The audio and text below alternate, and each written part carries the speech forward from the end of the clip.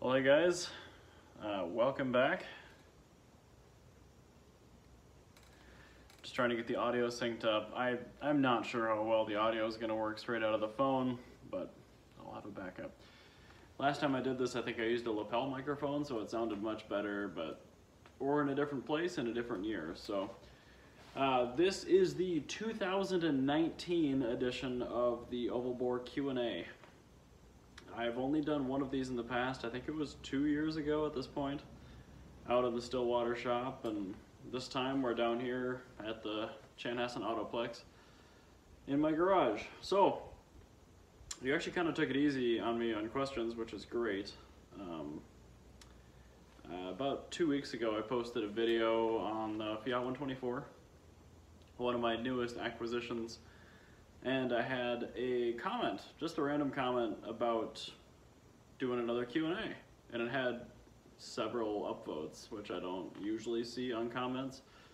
So that's what I'm going to go with today. This is a Q&A video. I've got them all sort of aggregated into one little post here, so I'm going to start right from the top. I had quite a few of these were commented on from the YouTube posts page. So about a year ago, YouTube added the option for content creators to put Facebook-like text and photo posts in the YouTube feed. So that's where a lot of these are from, but I'll mention where they're from as I cover them. So first one, it's from Matt Cowdell. It's from the YouTube posts page I just talked about. And the question is, have you ever thought about messing around with a 190E besides cutting a 16 valve in half? Also, have you thought any more about stuffing an LL8 into something? So, two questions here. The first one, I'm not sure how far back you've gone in the Ovalbore YouTube repertoire, but this used to be my personal YouTube channel, and I've got a bunch of stuff in there from the late 2000s. And back in the day, my only cars were 190Es, and 190D. So I started off with a Toyota MR2, then I moved to a 87 full size, so 420 SEL, the S-Class with a 4.2 liter V8, which I picked up for almost nothing in high school, and I used it to commute to work, which was about 20 miles each way, and this was 2008, so gas was $4 a gallon for regular, which luckily that thing ran on, but that car ended up just bleeding me dry to the point where I improved it enough where I could make a decent profit on it. I sold it, and I found a 1987 W201, so the chassis code for the 190. It was a 190D 2.5 turbo diesel, so it had the OM602961 inline 5-cylinder, single overhead cam 10 valve turbocharged diesel engine in it. And that car I bought with almost 300K on it when I got it, white on blue. And over the course of ownership, I lowered it, I put the avant-garde grille on it, I changed the exhaust out, that was a car alarm, that's pretty cool. I put 420 E420 brakes on it, so the big 4-piston calipers, put AMG monoblocks on it, I put a Cosworth 16-valve interior in it, which I found on Craigslist one of these years randomly. And then I ended up selling it to a guy over in Wisconsin, so just one state over, and I'm way on the east side, so he's pretty close. And he ended up at least telling me that he was going to do a frame-off, rotisserie restoration. Obviously there's no frame to pull off on a unibody car, but I've had a bunch of 8-valve 190Es, certainly, nothing terribly special. I've had a 91 blue on tan. I had a 1988 champagne on oxblood, which was beautiful. And then I also had a 1984 red on parchment, which I bought as a winter beater. And then subsequently sold, and the guy never transferred the title on, and then got a parking ticket, and then my license became suspended because he didn't pay the ticket. So long story, but I'm a huge 190 guy. If I found a nice 89 to 93 2.6 5-speed, I would definitely consider it. They're great cars. That M103 pulls really strong, and it's bolt for bolt swappable with the later M104 engines from the E320s pre-96. So yeah, I would absolutely consider messing with a 190 again. I actually tried to buy another 16 valve. Oh yeah, I used to have an 86 smoke silver 16 valve as well, 5-speed. That was actually the first car I ever drove manual on, way back in 2003 or something like that. So good experience. I'd like one, but in my opinion, they're a bit overinflated on value. Unlike these M3s here, which are actually like powerful, good cars. I think the 190 looks about as good and drives just as well, but the transmission's just not as good. How Mercedes does their shift linkages back in the 80s, it was like 3 bars and had these plastic grommets on it, and they just got super nasty, and they had a bunch of play in them, so not really. The transmission wasn't that great, even though internally the Getrag 265 was in both of the cars. But really, the mechanical fuel injection is the thing that killed it.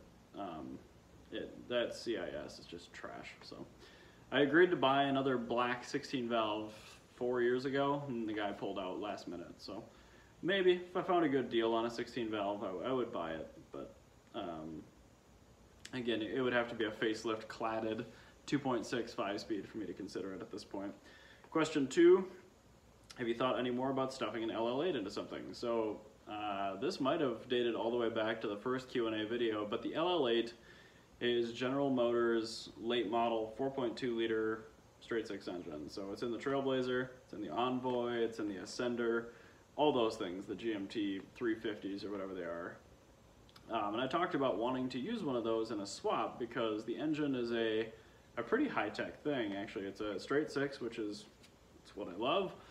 Dual overhead cam, variable valve timing, all aluminum, so block and head, everything. They flow really well, but like engines are like $200, and they make 270 horse even with like the truck manifolds on them. So I figure combine that with an ECU that you can tune with a laptop, you know, an EFI Live, because they run the same engine computers as the LS engines, especially on the later ones, the 08. Which I think you have to get for a different crank trigger, and then that lets you really open it up and do boost and all that kind of stuff. The main reason I haven't done an LL8 swap yet is not because of availability of the engine or anything like that. It's mainly because nobody has done the copycat on the flywheel yet. So in order to use that Chevy Colorado 4 or 5-cylinder manual transmission, which is basically a new venture gear copy of an AX15, which for those not in the know, that's like the Jeep Wrangler transmission, and it's really similar to the 90s Toyota 5-speed box too. That's what they used in the Colorado work trucks, and those transmissions are like 75 bucks. They bolt right onto the engine, but there's no way to put a clutch and flywheel on it because the 6 cylinders use I forget what it is. It's like a 7-bolt crank, and then the 4 and 5 cylinders use a 6-bolt. So there was one guy once upon a time that had like a prototype GM flywheel for the 4.2 to run this transmission, and he made a few, but he's not doing it anymore, and nobody else has done it again yet. So at some point, absolutely, I would really, really love to throw one of those in a car, but it's probably not happening real soon, especially with, I've been losing storage left and right this year. It's been pretty rough. I mean, I feel really bad for me, especially sitting in here and all this kind of stuff, but I lost 3 storage garages on the west side of town, and now I'm losing my space on the east side of town, which, if you've been watching a while, it's the venue with all the wood paneling on the walls, so I'm losing that space as well. Bear with me. Okay, hopefully that answered your question, Matt. If not, I don't know, ping me. I'll help answer more. Question 2 from Patreon. It's from our Patreon page. Shameless plug, patreon.com/Ovalbore. Not only do you get stuff a little bit early and some content that I never actually post to the channel, but I'm thinking of doing a 3rd series that will actually only be on there, or at least way ahead of time on there, and then dumping on the channel. So I'll cover that later. His question, Scott Berger, what's Ovalbore's take on the future of cars, tuning, and repairs? When will the EV work begin on the channel? Well, that's a good question. My take on the future of cars, especially... Okay, so I'm going to focus on non-autonomous here, the kind of stuff I own. So the manual transmission enthusiast vehicles from the 80s, 90s, 2000s, even today, some of that stuff, I think we'll always be able to drive it on the road. I think you'll see it out and about more than you see like boomer era childhood cars on the road these days, like Tri-5s and, you know, old I don't know, I don't have good examples, but like especially like pre-war and things like that. I think we'll see more of the more modern stuff out because, and here's why, when self-driving cars proliferate, which they will, it absolutely will happen, they will be the majority, and awesome, by the way, because most people driving on the road these days shouldn't be driving. They should be in an autonomous little pod thing that's getting out of your way and taking them from A to B with their dog and their 3.5 children or whatever. So, to quote, I think it's Todd Deacon from Everyday Driver, a Car Debate podcast, another shameless plug, great podcast, go listen to it. He said, the car enthusiasts will become the people of horse fancy. So the people on weekends that drive out to rural, upstate, wherever you are, just to go ride horses that they stable, that's going to be the car enthusiast. But the upside to the car versus the horse is a lot of stuff made. It has all the creature comforts and features like AC and heat and heated seats, and good lights and things like that. So I think there'll be a viable thing you could take to work, 30, 40 years down the road, and it won't be a problem because the neural net of cars and other vehicles on the road will be able to cope with the people that elect not to self-drive. I think there may be steeper penalties and taxes if you do that. The insurance is going to get really tricky. But don't worry, full self-driving is 20, 30 years off. I almost guarantee it. Things like inclement weather, winter especially, the technology, it's going to have to get 100-fold better than it is today. So I love the lane assist autopilot in my Tesla. I like the full self-drive thing that they've got, which is misleading. But I don't think we're going to see full self-driving in that sense for a long, long time. Future of tuning. I'm betting on EV at this point. So I think we'll see inverter upgrades, both software and physical. So it's going to be adding, better heat sinking and better MOSFETs to the inverters. It's going to be running more exotic metals in the cabling, like silver-coated copper and things like that. The strand and the weave and the gauge of the cable is going to matter a lot. I think we'll see motor modding for sure. Even just when you go from brushed to induction to induction reluctance, which there's a rabbit hole. If you want to hear about that kind of stuff, just subscribe to Carbitrage, my podcast, and I'll talk to you about it there. But we're going to see motor modding, we're going to see final drive changes, battery mods, absolutely, both cell count, composition, the lugs that connect all the cells together, mainly in metals for better current flow. But the fact that a lot of people are saying that like EVs aren't enthusiast-grade vehicles, I'm like, that's baloney. There's way more you can do to an electric drivetrain than you can do to a combustion drivetrain, I would say. The variables are great, and there's a budding industry right now for standalone EV swap stuff. Bosch is actually behind a lot of kind of off-the-shelf modules you can buy to do EV swaps. So that's something I will absolutely get into someday. The reason why I haven't done it yet is because I don't really have a good idea for a project. I'm an E30 guy, so chances are if I find a solid E30 shell that I have, maybe I've already done an LL8 swap, at that point, yeah, maybe I'll go EV. Maybe I'll get fed up with the 2002 and throw an EV drivetrain in there. I don't know, but I'm not a machinist.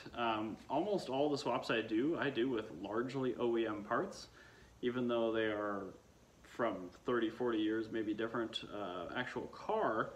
But the fact that when you start putting EV motors into things, you do need to know a machinist to spline your motor to your transaxle, or you need to at least be a really good fabricator to put an entire subframe into a car. You need to be a really good electrical engineer. You need to be able to understand electrical diagrams and fundamental concepts of, Hall effect sensors and magnetic fields and how all this stuff plays together, in addition to, just having a firm grasp on all the concepts. So I don't think we're going to see mainstream EV tuning, and I mean mainstream, for probably another decade. But there's already stuff out there. There's already people doing EV swaps and hopping it up, but you look at the tech these days and the retrofit kits, and it's really not there. You have to be motivated and you have to want to spend a lot of money to do it. It's really, really cool, but there's that. Final question to that is repairs on EVs, so I'll touch on that very briefly. The actual drivetrain, I mean, you're gonna pop axles like crazy because they make tons of torque. But like maybe occasionally a bearing inside of your rotor assembly of the carrier. Gear oil changes are gonna be a big thing. But that's about it. I mean, when you're blowing stuff up, it's not gonna be the motor, it's gonna be stuff down the line as it gets to the wheel and tire. So yeah, I'm excited about it, certainly. I'm not gonna ever get rid of my manual gas vehicles, I don't think, but you know, having daily driven an EV for the last 3 years, there's no reason not to do it. They're great and they're lots of fun, so highly recommend it. Next question from Kyle D. And he has a real question, but the first one, why TF doesn't BMW make a sport wagon? And they do, it's just in Europe. They make a lot of them. The rest of the world gets them, we don't.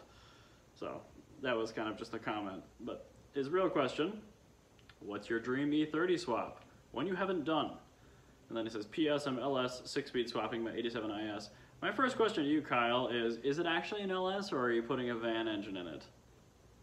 Aluminum block, iron block, is it actually an LS or is it like a LN6 or an LQ4 or you know, even like an aluminum truck motor? So either way, that's cool. I'm glad you're going are you going T56, are you going CD009? But that's cool. I don't have any desire to off-brand swap an E30, but I'm glad people do it and the power density is pretty intense. So my dream swap for an E30, I don't know, the M54 is so good, like a ZHP 3 liter.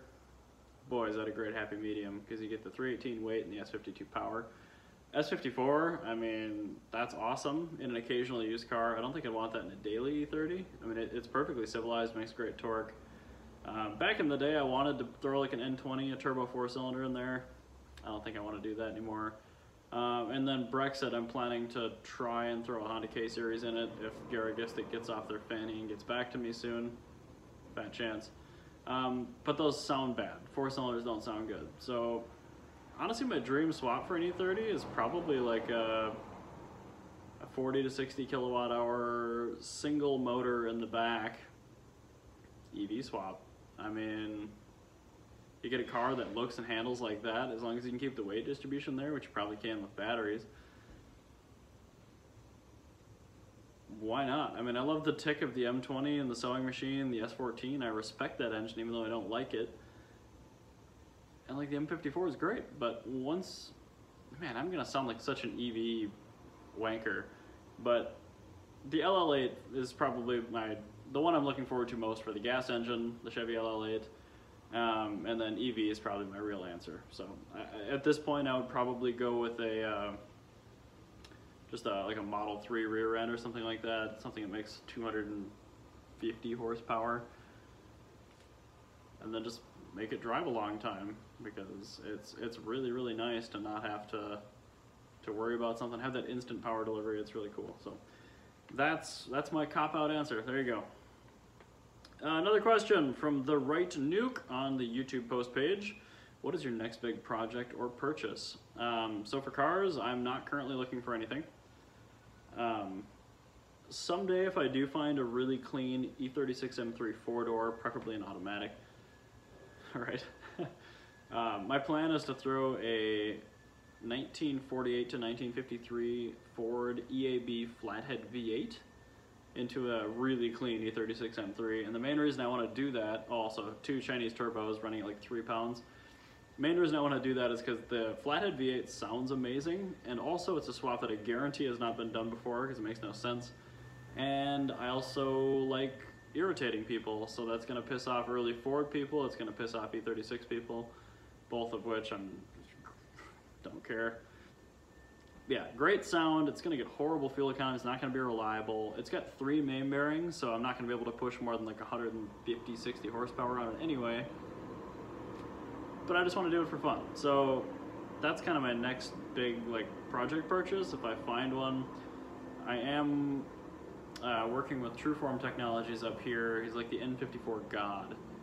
If I find a cheap manual 335i sedan that's got some body damage or high miles or something, at some point I do want to do a like start to finish bone stock beat up 335 to like 800 horsepower roll race monster video series on the N54 engine, because you laugh at the people with the 335s and the 135s saying, well, modern 2J, but it is. So I don't think there's any reason why those engines can't be considered the modern 2J. So those are kind of the two big ones. I did briefly mention I'm trying to work with Garagistic on their prototype Honda K-Series set for Brexit. I'm kind of done driving Brexit with the S52 Turbo because it's too powerful. So I'd like to do that. I don't really know. There's a chance I'll just sell that car and throw the K in the 2002 at some point, but I do have a K24A3 from that Element that my brother got rear-ended in, so that will go into something someday, hopefully. I've been doing a lot of research, and I think I have the process pretty well sorted, so that's that. But yeah, I'm not actively shopping for another, fleet car. For me, anyway. The family, we're looking at Z8s, we're looking at Rolls-Royce Phantoms, 964 Porsche Carrera RS America, maybe a first-gen 987 Boxster Spider. But yeah, me personally, once I bought the 124, I'm kind of like, I'm kind of done. So for now, there will be things made in the future that I'm sure I'll want and I'll buy, but I'm pretty content right now. I've got quite the fleet and they're pretty needy. So yeah, hopefully that answers your question. The next one from the YouTube post page from Anonymous. Name every car you currently own and plans for each of those vehicles. I will name the cars I own. However, the plans for each vehicle, I'm actually going through right now. I'm in the process of it, but I'm doing a video clip series, one for each one of all of the vehicles in my fleet and then some. So I've even got one for the Murcielago. But I'm planning to cover it start to finish there. So when I bought it, why I bought it, what I've done to it, what it's doing for me now, and what I'm planning to do to it. So that's going to be like a 15-part series that I'm planning to dump on Patreon. And then eventually I will probably put it on YouTube, but stay tuned for that. If you're curious about it, look there. But list of vehicles. So I've got a 1990 E30 318i S52 Turbo, that's Brexit. I've got the 1976 Mercedes 240D with that 1989 560 SL. Actually, it's an SEL engine in it with an SL pan. I still have, but I'm getting rid of a 1991 325iX 5-speed parts car. I have a 2017 Fiat 124 Spider manual Lusso. I have a 2007 Toyota FJ Cruiser 6-speed stick. I have a 1997 Ferrari F355. I have a 2001 E46 325 XI wagon, which I bought for $400 as a beater. I've got a 2015 Tesla Model S 70D. It's my daily. I also have, let me look around. I've got an 07 328i 6-speed sport wagon. I've got a 2011 BMW 1 Series M, a 2000 BMW M5, 1991 BMW M3. I have a 2001 Laguna Seca Blue E46 M3. I have a 1992 850i 6-speed. Down here, but it's not mine, is a 2002 Lamborghini Murcielago 6-speed. I have a 2004 Piaggio Vespa. It's not really a car, so I don't know if that counts. But there you go. And I hope I'm not forgetting something, but I'm pretty sure that's it. So that's my current list. If you want to know more about them outside of the YouTube set, just hop over to Patreon, and any level will get you access to those. So stay tuned, but I'm working on that series, and I will put it on YouTube eventually. So another question from Anonymous on the YouTube post page. Any cars you've owned that you wish you had hung on to? Yep, my 2000 BMW Z3 2.8, Sienna Red on tan. That car was still potentially the most fun I've had on four wheels. Beautiful color, simple top, a drivetrain I'm very familiar with. But I had it for one really nice season, or actually two really nice seasons, and then turned a pretty tidy profit on it. So I still look at Z3s once in a while. I really considered a Z3M Roadster S54, not the S52, because those things are dumb. Before I bought the 124, but the reason why I went with the 124 was a warranty. I can track it because it's replaceable, and if I put it into a wall, who cares? And just the reliability and tossability. So I ended up with the 124, but yeah, the Z3 is my really big regret. So if you have a 6-cylinder Z3, especially a later one, don't sell it. Just keep it. Next question from Steve Johnson on the YouTube post page. What's your background with cars? First car, training, future plans. So kind of a big question. For the background with cars, I will cover it, but head on over to the YouTube channel Dynamic Photoworks. All one word, Dynamic Photoworks.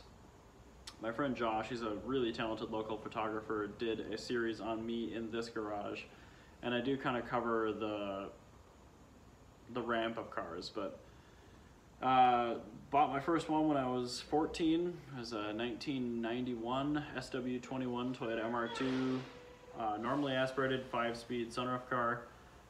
Fixed a bunch of stuff, sold it when I was 15. Then I got a 3rd gen MR2 from my older brother, a bunch of Mercedes, got through the Mercedes into BMW, and then I kind of branched out from there. But I've had 76 or 77 cars, so it's too much to cover right here. Training, nothing formal. I am a self-identified BMW Master Tech because I'm a BMW Master Tech. I get messages and calls from people that work at dealerships asking me questions on these things a lot. So really it's just wanting to have something done to a car and then having to do it. I don't make that much money, so it's imperative that I'm able to fix these cars when something goes wrong, because dealer servicing is just too expensive. And also they don't do a very good job at the dealers. They put the wrong kinds of oils in cars, the parts are meh. So yeah, again, nothing formal, but I've been working on cars for a long time. I've had tools for a long time. I've had flexibility to work on it for a while. From 2012 to 2015, I ran a BMW specialist dismantling yard on the west side of town here. And I picked up a lot of really intricate, weird knowledge doing that. But yeah, these days it's mainly just swaps. I'm getting better at the coding facet. This laptop is probably the most valuable tool I have. It has all of the coding stuff on it. And I don't know, so that's kind of my training. Future plans, keep going with what I have. Eventually I would like to pare down. I think I'm at 13 cars right now. I'd like to get to 8.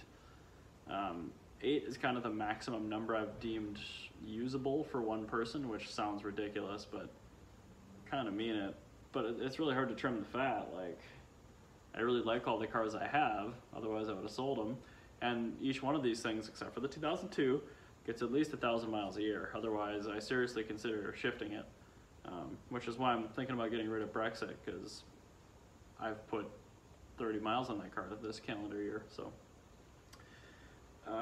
hopefully that answers your question. If not, get at me directly. I'm happy to answer better. Kyle D from YouTube posts, how do you feel about the N55? So the N55 is the mid-2010 through 2013, I think, BMW straight 6 turbo engine.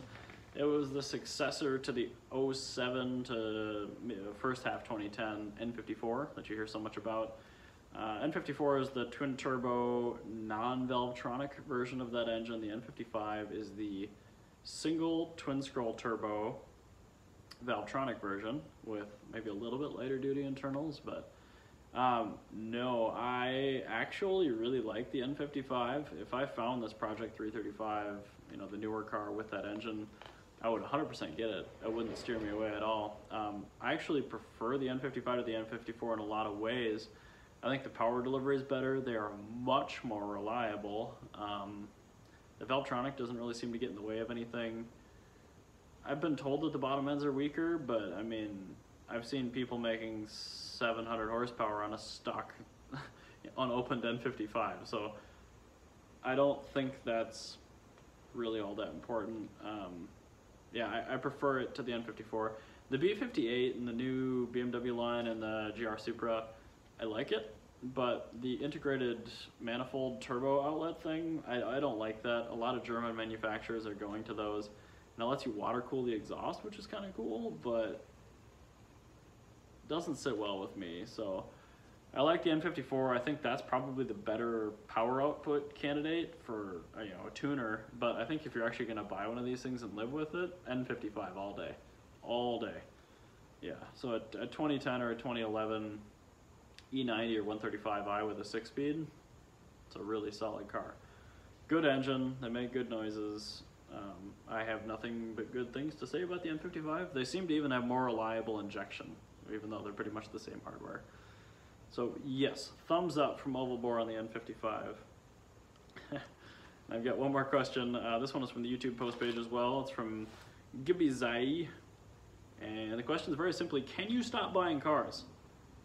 Sounds kind of personal, but yes, I can. Will I?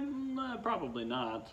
I really like cars, and there's always something different out there that I really like. So, like I was saying earlier, I've slowed down quite a bit, and I would actually like to kind of regress a little bit. I can buy cars really easily. Selling them is something I don't do quite as readily. So, we'll see. Anything could happen, but yeah, I can stop buying cars. I'm not an addict or anything. I'm just kidding. But yep, that's the whole suite of questions I had for 2019. If you guys want to see one of these like every year or two, let me know. I'm certainly happy to do them. The main reason I didn't do another one is because the 2017 or 16 video, it just wasn't that well received. Like, didn't have that many dislikes or anything, but you have to be pretty comfortable with yourself to get in front of people and just talk regularly about anything, let alone just like, why do you want to hear more about my garbage cars I got rolling around? So either way, that's everything I've got documented. Let me make sure nobody posted anything while I was talking. We're good. Okay, so thanks very much for watching, as always. Like, subscribe, favorite, share with your friends. Head on over to patreon.com/Ovalbore if you want to help out directly. It's just going to help me buy random engines. I can if you want to, you don't if you don't. Then the Carbitrage podcast. That is where I devote probably more time in any given week than this. For now, I would really like to go, not necessarily full-time on Ovalbore, but I'd like to get to the point where I'm making enough from the internet where I could stop going to work one day a week and actually make content for you guys. Because I still love wrenching a whole lot. But for now, it's going to kind of continue in this format for the foreseeable future. I really don't see it changing too much. Unless, of course, there are some life changes that add a tremendous amount of committal to my life. But yeah, thanks for watching. Those of you that have been with me for years, I certainly appreciate it. New subscribers, welcome. And yeah, let me know if you have ideas or things you want to see, if you have questions. I will answer them as able. So thanks as always for watching, and I will catch you guys next time.